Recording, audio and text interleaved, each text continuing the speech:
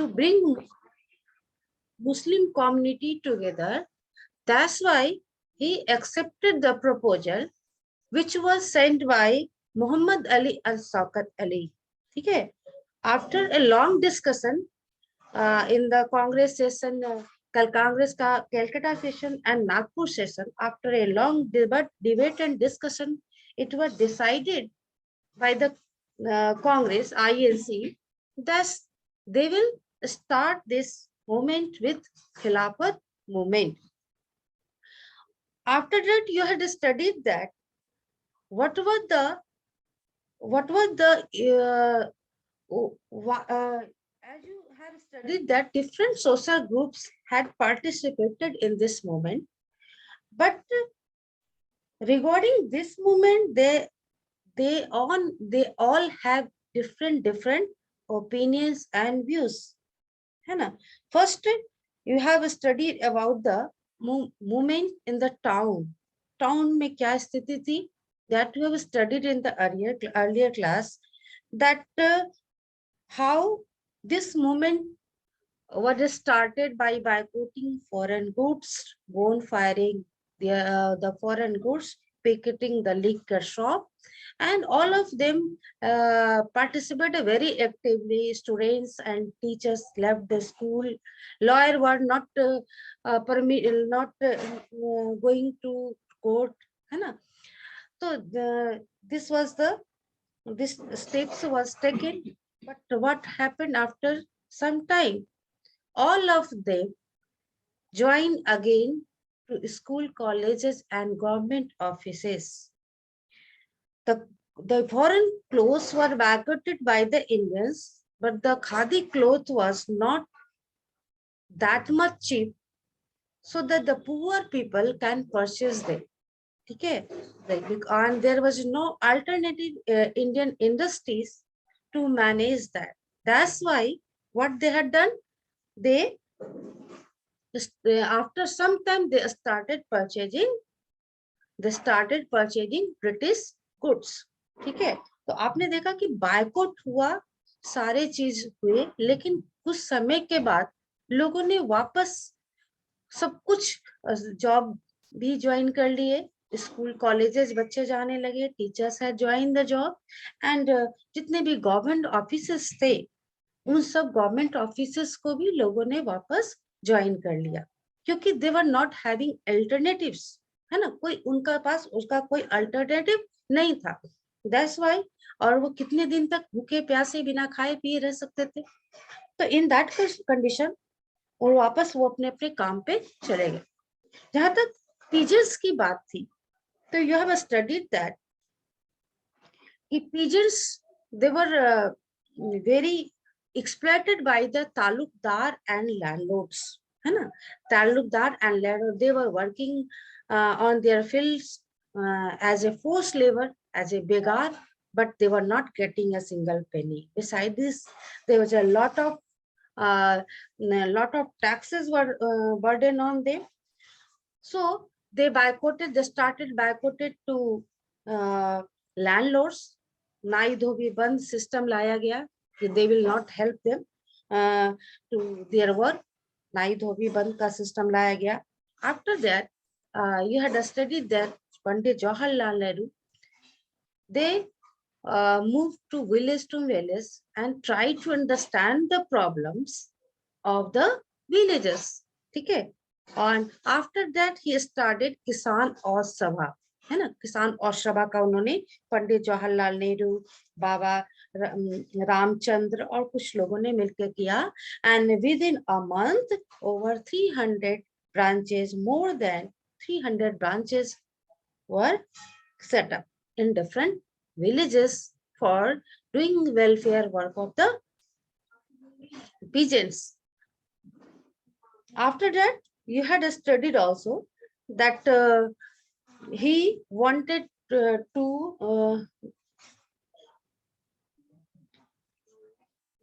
जैसे ही non cooperation movement फैला 1920 में, तो वो चाहते थे कि किसान भी उनके सपोर्ट में आए, इस मूवमेंट में शामिल हो।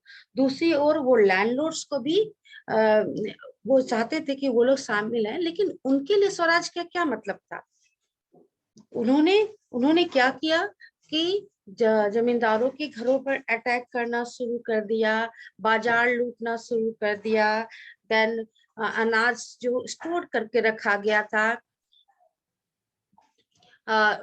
अनाज को जो स्टोर करके रखा गया था, उन सबको उन्होंने लूटना शुरू कर दिया। ठीक है। महात्मा गांधी जो थे, he was believing in non-violence. He was not provoking to them to do this, to do such type of work. But what happening there? They were doing all the things on the name of Mahatma Gandhi. वो सारे काम कर रहे थे, but Mahatma Gandhi का मतलब ये नहीं था, लेकिन वो लोग यही काम कर रहे थे। वो महात्मा गांधी के नाम पर वो लोग क्या कर रहे थे? वो लूटपाट कर रहे थे। ठीक है। ट्राइबल पीजर्स जो थे, वो भी महात्मा गांधी के मैसेज को उन लोग भी अलग ढंग से ट्रीट कर रहे थे। ठीक है। आपने गुडेम हिल्स के बारे में पढ़ा होगा। एक क्वेश्चन भी आता है गुडेम हिल्स से। गुडेम हिल्स में मिलिटेंट गुरिल्ला मूवमेंट स्प्रेड हुआ था 1920 में, और ये कांग्रेस के द्वारा अप्रूव नहीं था। ये किसानों, ये वहां पे रहने वाले हिल एरिया में रहने वाले लोगों ने गुरिल्ला मूवमेंट स्टार्ट किया था। ठीक है। यहाँ पर चूंकि आप जान रहे हो कि tribals were denied to enter in the forest, they were not permitted to collect firewoods, foods and anything। ठीक है। वो जंगल में उनको जाना पूरी तरह से प्रोहिबिटेड था, और इसी चीज को लेकर के they were revolting again and again। and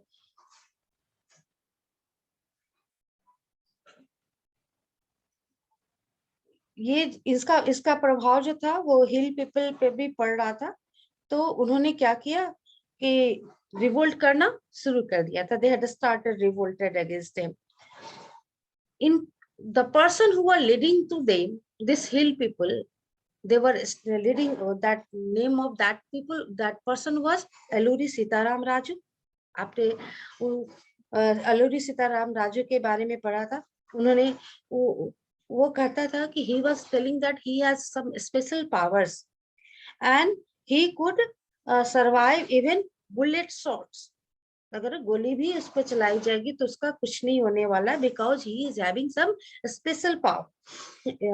और he was telling that he is the he is the follower of Mahatma Gandhi. ठीक है। वो अपने आप को महात्मा गांधी का फॉलोअर कहता था, और कहता था कि मैं वो he was inspired by Mahatma Gandhi non-cooperation movement, but persuade the people to wear khadi and give up drinking। But at the same time he asserted that India would be liberated only by the use of force। एक तरफ तो वो लोगों को खादी पहनने के लिए कहता था, ठीक है, ड्रिंक नहीं करने के लिए कहता था।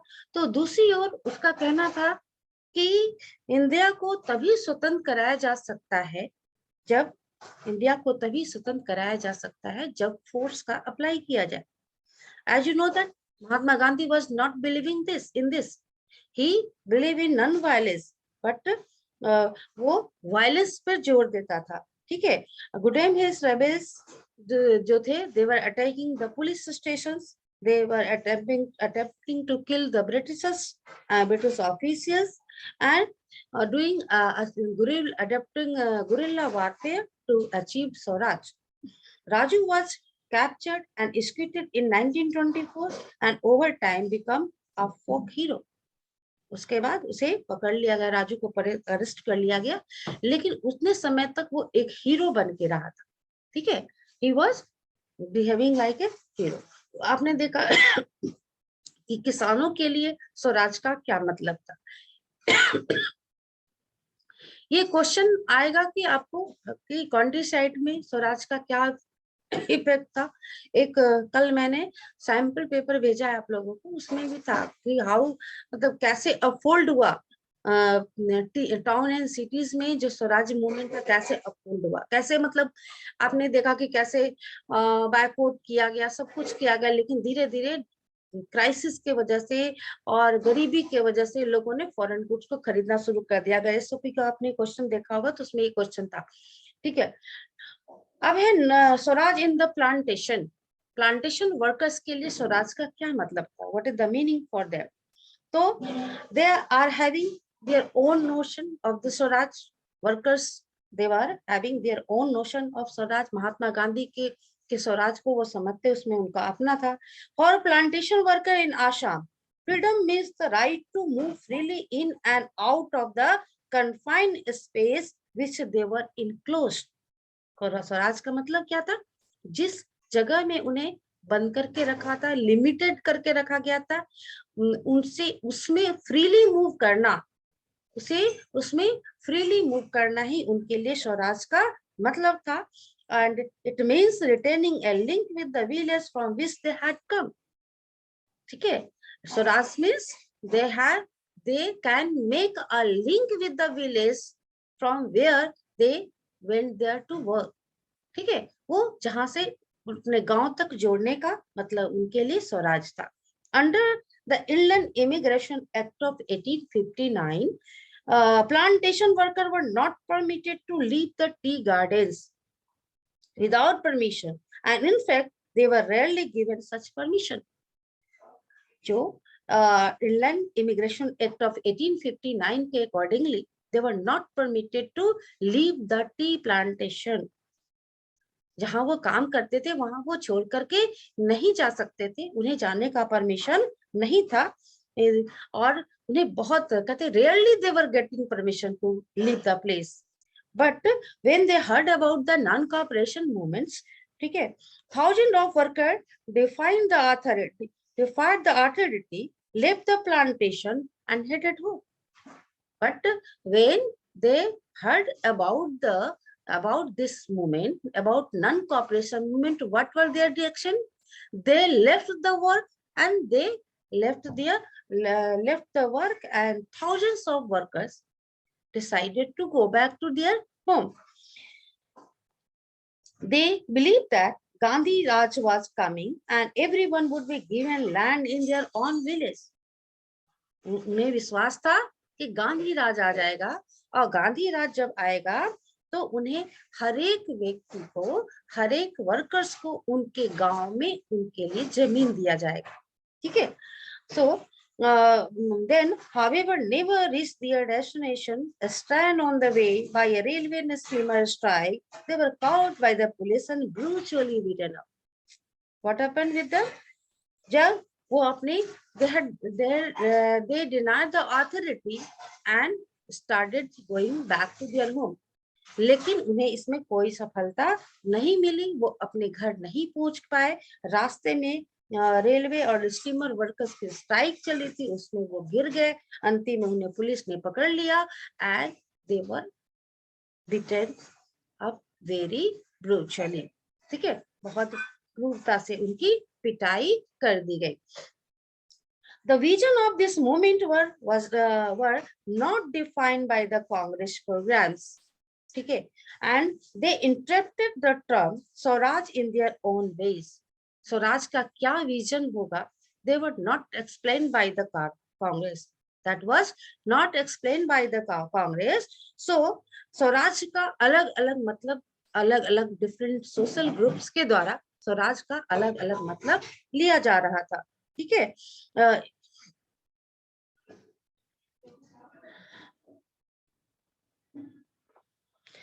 They interpreted the term Swaraj in their own way, imagining to be a time when all suffering and all troubles would be over। इनके अकॉर्डिंगली स्वराज का मतलब था कि उनके सारे दुख अब खत्म हो जाएंगे, ठीक है, उनके सारे दुखों का खत्म होने का टाइम आ गया। जो उनके दुख है, जो उनके परेशानियां हैं, all of them will be over। So they Gandhi ji Yet, when the tribal chanted Gandhiji's name and raised a slogan demanding Swatantra Bharat, they were also emotionally relating to an all India agitations. When they acted in the name of Mahatma Gandhi or linked their movement to that of the Congress, they were identified with a movement which way beyond the limits of their immediate locality. Tribals जो थे वो गांधी जी के नाम का नाम का ये करते थे, घोषणा क्या कहते हैं, चैंटिंग करते थे, ठीक है. They were chanting the name of Mahatma Gandhi and they were demanding swatantra Bharat, स्वतंत्र भारत का वो डिमांड करते थे, जिसका जो कि करे कि इमोशनली इंडिया के मूवमेंट से वो रिलेटेड था. जब वे महात्मा गांधी के नाम पे जब वे महात्मा गांधी के नाम पे चैंटेड करते हुए अपनी डिमांड रख रहे थे, अपने मूवमेंट बढ़ा रहे थे, वो कांग्रेस से ऑटोमेटिकली जुड़ता जा रहा था, कांग्रेस के मूवमेंट से जुड़ता जा रहा था. The next point of this is towards civil disobedience movement. Towards civil disobedience movement. Towards civil disobedience movement means they will not follow the law which are made by the Britishers. ठीक है. And इसी movement के दरमियान, उसी movement के दरमियान महात्मा गांधी ने salt सत्याग्रह लाया था. आपको पता है कि साल्ट पर साल्ट बनाने का अधिकार इंडियंस को नहीं था, साल्ट बनाने का अधिकार इंडियंस को नहीं था, और वो ब्रिटिशर्स का उस पर मोनोपोली था. Beside this there was a heavy tax impose on the salt. ठीक है. तो महात्मा गांधी ने सबसे पहले साल्ट सत्याग्रह के रूप में अपना सिविल डिसोबीडियंस मूवमेंट लाया था. उनका कहना था कि they will not follow that law which are made by the Britishers. और इसी को देख करके इन फरवरी 1922 Mahatma Gandhi decided to withdraw non-cooperation movement. He felt this movement was turning violent in many places and Satyagrahi needed to properly train before they would be ready for mass struggles. ठीक है. महात्मा गांधी को 1922 तक महात्मा गांधी का non cooperation movement चला. महात्मा गांधी ने ये decide किया कि he has to withdraw the movement because स्वराज्य का अलग अलग मीनिंग जो है वो डिफरेंट लोगों के द्वारा लिया जा रहा है. तो there is need to train the people, there need to train the satyagrahi. जब तक उन्हें ट्रेन नहीं किया जाएगा वो इसके मतलब नहीं समझेंगे स्वराज का क्या मतलब है, महात्मा गांधी क्या कहना चाहते हैं. तो उन्हें लगा कि सबसे पहले लोगों को ट्रेन करने की जरूरत है. सो within the Congress, some leaders were now tired of mass struggle and wanted to participate in the election. और उसके बाद नॉन कॉपरेशन मूवमेंट के बाद जब कुछ जो कांग्रेस के लीडर्स थे वो चाहते थे कि वो प्रोविंशियल असेंबली में के मेंबर बने, इलेक्शन लड़े और वो उसको अंदर से उसकी शासन व्यवस्था को वो तोड़े. तो दैट्स वाई इसमें आपका नाम आता है पंडित मोतीलाल नेहरू का, CR Das. They participated in they formed Swaraj Party, participated in the election, and Jawaharlal Nehru and Subhash Chandra Bose दोनों ने भी फुल इंडिपेंडेंस के प्रपोजल लाए. वो भी चाहते थे कि पूरी तरह से बहुत तेजी से देश को स्वतंत्र कराया जाए. In such a situation of internal debate and discussion, two factors again shaped Indian politics towards the late 1920s. The first was the effect of worldwide economic depression. Agriculture prices began to fall from 1926 and collapse after 1930, and the demand for agricultural goods fell and export declined. Peasants found it difficult to sell their harvest and pay their revenue. By 1930, the countryside was in turmoil. Yes. इस internal debate और discussion के आप देख रहे हो कि लोगों में आपस में ही कांग्रेस के अंदर भी मतभेद हो रहा था. महात्मा गांधी ने अपने नॉन कॉपरेशन मूवमेंट्स को वापस ले लिया था. दूसरी ओर पंडित चित्तरंजन दास और मोतीलाल नेहरू ने स्वराज पार्टी बनाई थी क्योंकि he want to participate in the election. he wanted to participate in the election and वो एडमिनिस्ट्रेशन को अंदर से ही तोड़ना चाहते थे। दूसरी ओर ऐसे इंटरनल डिबेट एंड डिस्कशन के सिचुएशन में दो ऐसी चीजें थी। फर्स्ट ये था कि इकोनॉमिक डिप्रेशन को वर्ल्ड वाइड फेल किया जा रहा था, ठीक है। सेकेंड इज एग्रीकल्चर प्राइसेस जो थे वो बहुत तेजी से गिर रहे थे। 1926 में गिरा और 1930 में ये और भी ज्यादा डाउन होता चला गया और एग्रीकल्चर गुड्स के डिमांड्स जो थे वो धीरे धीरे कम हो गए, ठीक है। एक्सपोर्ट्स जो था वो भी डिक्लाइन हो गया। एक्सपोर्ट रीजन्स जो थे कि उन्हें अपने अपने हार्वेस्ट को, अपने फसलों को सेल करना उन्हें मुश्किल हो रहा था और if they were not able to sell their product, how they can pay their revenues. So this was a big problem for the farmers and by पूरे 1930 तक होते हुए पूरे 1930 आते आते चारों ओर अशांति का माहौल बन गया। Against this background, in the new Tory government in Britain constituted a statutory commission under Sir John Simon, set up in response to the nationalist movement. The commission was to look into the functioning of the constitutional system in India and suggest changes. The problem was that the commission did not have a single Indian member; they were all British. उसके बाद कह रहा है कि टॉरी government आए, टॉरी government ने, नया government आया ब्रिटेन में, टॉरी गवर्नमेंट ने सर जॉन साइमन के की अध्यक्षता में उन्होंने साइमन कमीशन तैयार किया, लेकिन उसमें कोई भी इंडियन मेंबर्स नहीं थे। और आपकी वॉइस नहीं आ रही है।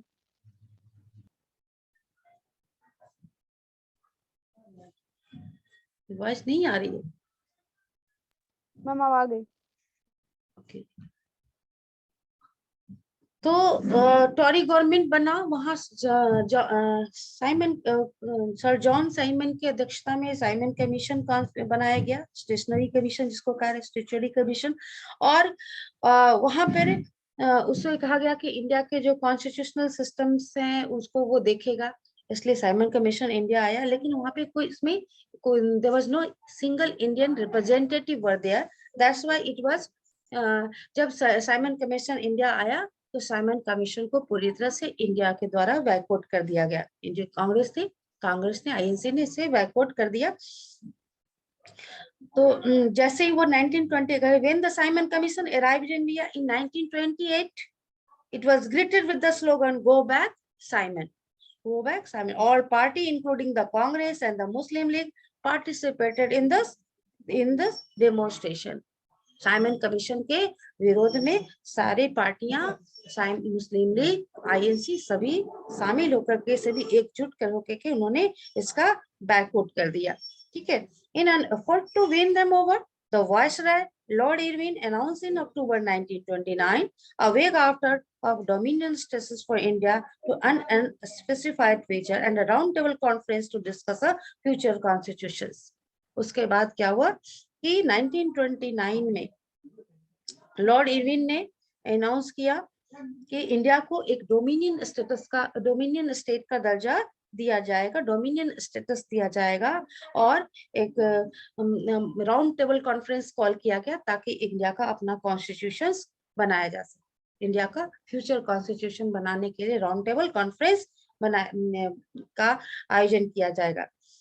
They did not satisfy the Congress leader. The radical within the Congress, led by Jawaharlal Nehru and Subhash Chandra Bose, became more assertive. The tribals and moderates who were proposing a constitutional system within the framework of British dominion gradually lost their influence. December 1929, under the presidency of Jawaharlal Nehru, the Lahore Congress formalise the demand of Purna Swaraj. उसके बाद आपको पता है कि 3 table conference हुआ था, round table conference, उसमें से सिर्फ एक में, सेकंड में महात्मा गांधी ने भाग लिया था, ठीक है। उसके बाद कांग्रेस में पूर्ण स्वराज की मांग कर दी गई थी, फुल इंडिपेंडेंस की मांग कर दी गई जब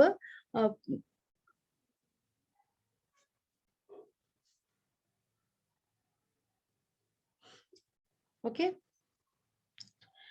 एंड द सिलेबस, उसके बाद Mahatma Gandhi round table conference attend करने गए थे। उसके बाद जब आए थे तो देखा, आपने आपने पढ़ा है कि बहुत सारे जितने भी इंडिया के इम्पोर्टेंट लीडर्स थे उन सबको अरेस्ट कर लिया गया था, और महात्मा गांधी पर भी और आईएनसी पर बहुत सारे रिस्ट्रिक्शंस लगा दिए गए थे। ठीक है,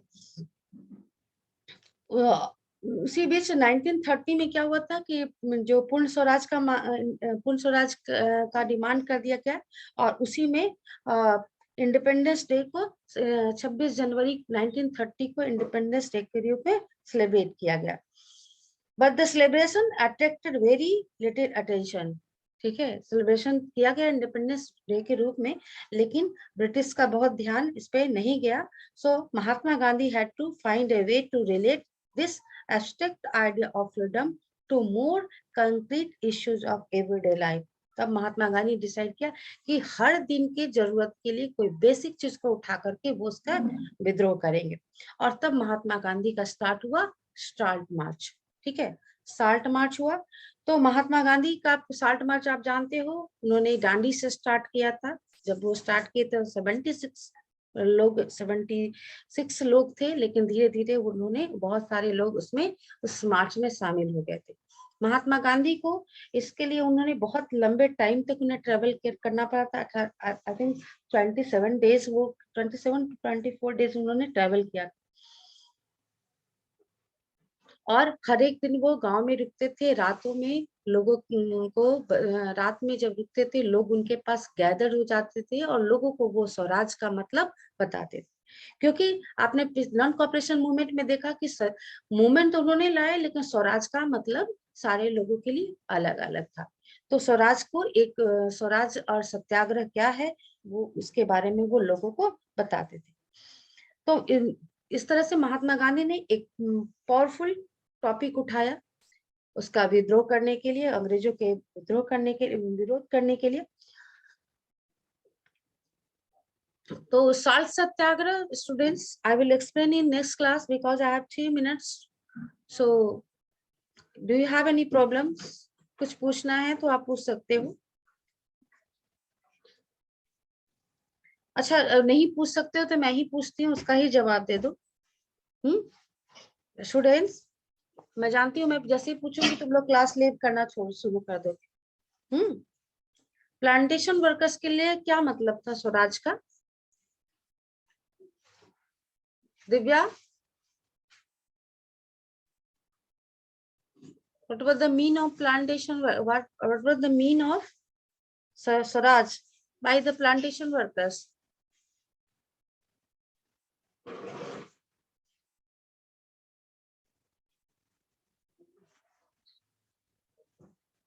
I know that all of you will leave the class, so better है कि I have to be. आप सुनते हो तो कुछ तो जवाब देना चाहिए ना बेटा।